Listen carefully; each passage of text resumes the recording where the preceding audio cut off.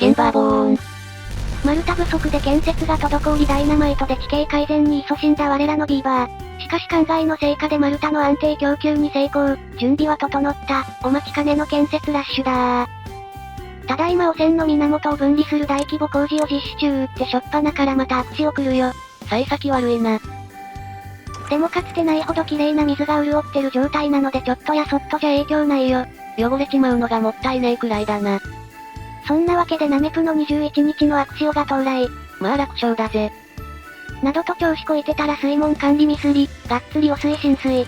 お前前回もミスったのにまたやらかしやがって、頭ビーバーにも程があるぞ。いやー、動画編集挟んで日が相手の撮影だと水門のシステムとか忘れちゃうし。言い訳すな。こうして一夜にして3分の1くらいが崩壊しました。安定のやらかしゾンビーバーも5匹発生しちゃったので除染ポットを1機追加。数が足りぬが順番で使ってください。汚染の源工事は水車追加の設置用に、足場の建設も追加発注。今のままだとシャフトが繋げないもんな。工事が増えた分は建設作業員の増員でカバー。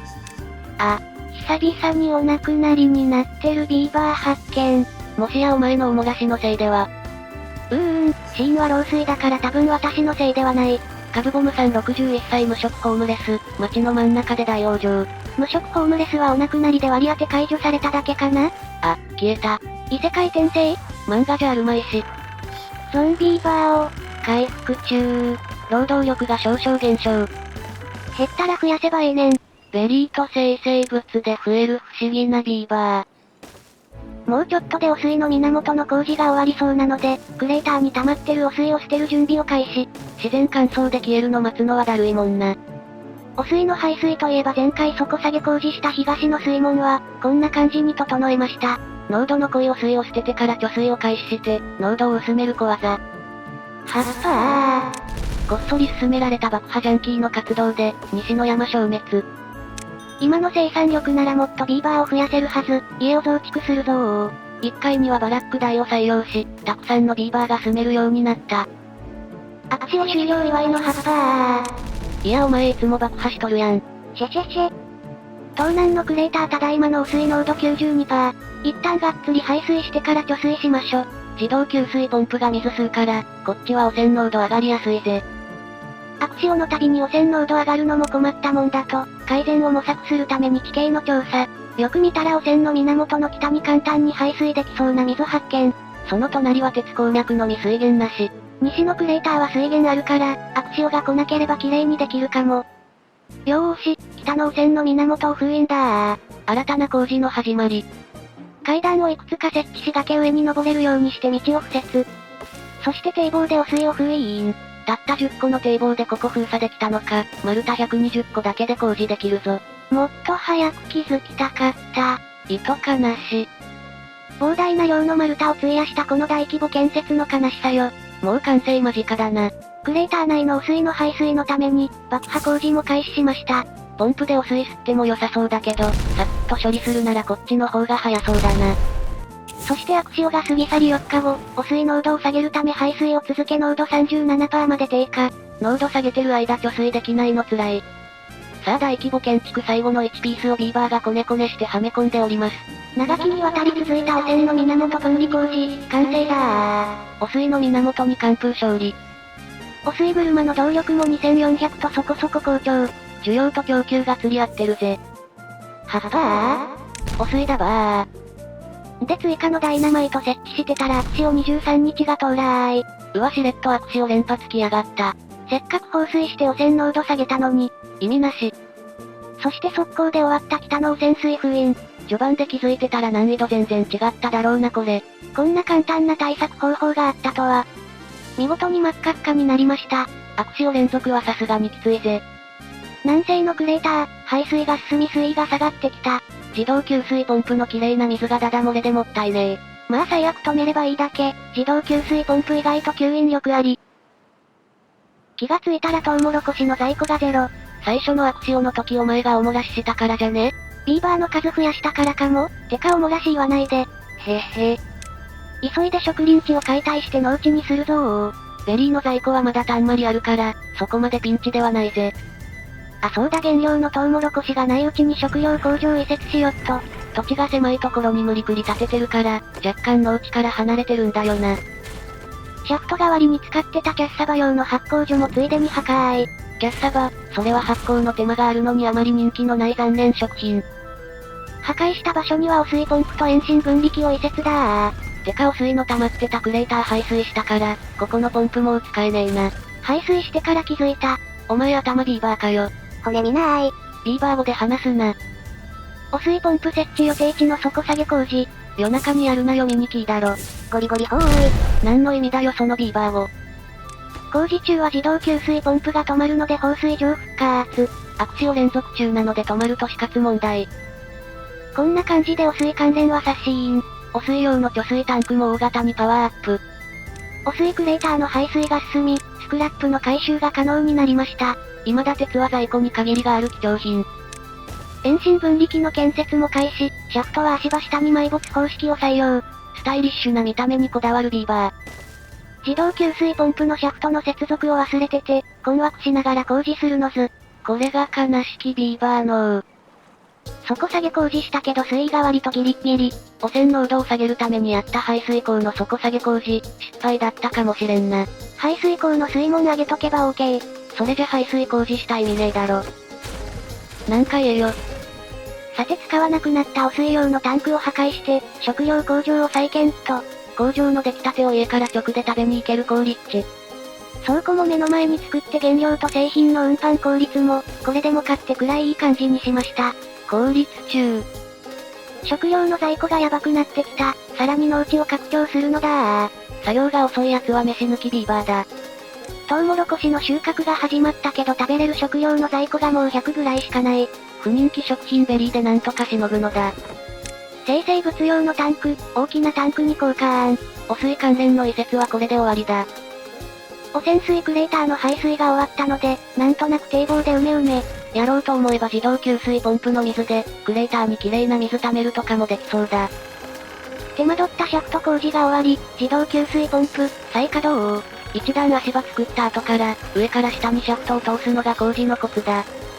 さて連続悪使を残り3日だけど、現状はどうかな？東のクレーター汚染濃度 4% で貯水あり、中央のクレーターは 90% でほぼ陥落だぜ。とりあえず今回は大丈夫そう。おお、汚水車のシャフトを西側にも延長だー。まあシャフトは丸太の消費少ないから、見た目大変そうだけどサクッと終わるぜ。でその動力を使うのは土砂採掘機。今までご縁のなかった土砂採掘機さん、いよいよ登場。土砂採掘機の入り口は2階なので階段つけましょ。建築終わった後に道が一マスずれると地獄だから注意だぜ。やっと連続悪使を、終了。食料も上昇傾向で無事生還だぜ。道をまたぐシャフトは埋没して平坦化。できるビーバーの匠の仕事。自動給水ポンプの綺麗な水垂れ流しがもったいないのでポンプ設置。家近くの便利な給水スポット。汚水クレーター浄化完了。これは使用用途次第で色々できそうだな。土砂保管用に作った大きな倉庫を夜中にこっそり破壊。問題発生か？いや土砂は倉庫じゃなくて資材なので、鉄くず置き場だっただけ。ただのご発注。そして金とともに始まる干ばつ29日。慌ててダッシュで水門を閉じる。ただでさえ悪使を2連続で疲弊してるのに29日は長すぎだよ。汚染度は 13% まで放水で低下してるけど貯水を6にしてなかった。こりゃ濃度上げてでも貯水した方が良かったかもしれん。ちょいピンチ。長期戦の戦いにも耐えれるように走行拡張。ビーバーよ、飢饉に備え在庫を蓄えるのだ。汚水車の動力低下に繋がってる疑惑のあった、手前の水門が不要になったので破壊。破壊前の動力は2400。爆破して適切な高さに調整。しばらく放置してから出力確認しよう。追加の水車2基と西側への橋も建設開始。これは結構工数かかりそうだな。水門解体後の動力2400。水門解体した意味なかった。とりあえず高さ調整して様子見よっと。これ丸太の消費えげつないから他に使った方が絶対いいと思う。工事により汚水と切り離された西のクレーター。未だ汚水が濃いので底下げして汚水捨てましょ。こっちは爆薬メインの低コスト工法。ここは悪使をさえ来なければかなりいい貯水庫になりそう。だな。綺麗な水が溢れた時に北西のクレーターに流せるようにこっちにも水門を建設。ここは現在中央クレーターの汚水の排水先。はっぱっぱー。一段下げてアクシオの時に排水も楽ちん。この辺はうまいことやれば水と汚水の分離が楽かも。アクシオの分離、そのうちやってみたいな。土砂採掘機、ついに稼働開始。勢いよく採掘してるぜ。生成物を消費して土砂をゲット。ビーバー、テラフォーミング始めます。テラフォーミングする人員は建設作業員とは別なので、労働者用にテラフォーミングステーションを建設と。これ加工板200枚使う地味にコスト高い建物。さあ近所の農地にお試しで土を盛るのだー。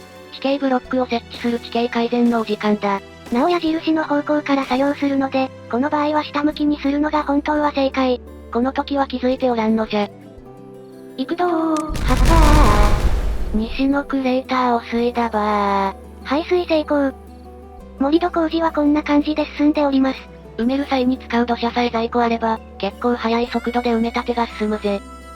そんなわけでがっつり盛り土工事だー。連続アクシオの食料危機に耐えるため、ちょっとでも農地を広げるのだー。中央クレーターの縁の部分も、サクッと埋められそうなところを少し埋め立て。さすがに作業量多すぎん。まあいつか終わるよ。適当だな。干ばつ25日目、かなりクレーターが干上がってきちゃった。汚水ポンプも自動給水ポンプもノズルが届いておらん。でも北東のクレーターはまだ戦える感じなので、とりあえず飲み水はこのままいけるかな？全体的に干し上がってきてるけどまだいけそうだ。医療用ベッド、満員御礼申し上げます。日々の労働ご苦労様です。土砂採掘機も下がしやすい模様。そして長かった29日の干ばつが、終了。アクシオ連続の後のこれはさすがにきつかったぜ。命の水。歌いたくなる気持ちもわからんでもないが、ここクレーターだから水の流れとかわからんから。久々の貯水に思わずにっこり。さらに一方、西のクレーター浄化成功だたった120本の丸太で汚染の源に堤防作るだけでここんなに綺麗になるのかよ。これほんと序盤に作れてたらどんなに楽だったことやら。後の祭り。ではきつい災害を乗り越えた後の青々とする街を眺めながら今回はここまで。アクシオ対策進んできたじゃないのと思っていただけたら、高評価ボタンよろしくお願いいたします。励みになります。簡単な工事で汚水を分離し新たな貯水庫を手に入れることができたビーバー。次回さらなる躍進となるのか？気になる方はチャンネル登録だぜ。ではまたお会いできることを願って。じゃ、またねー。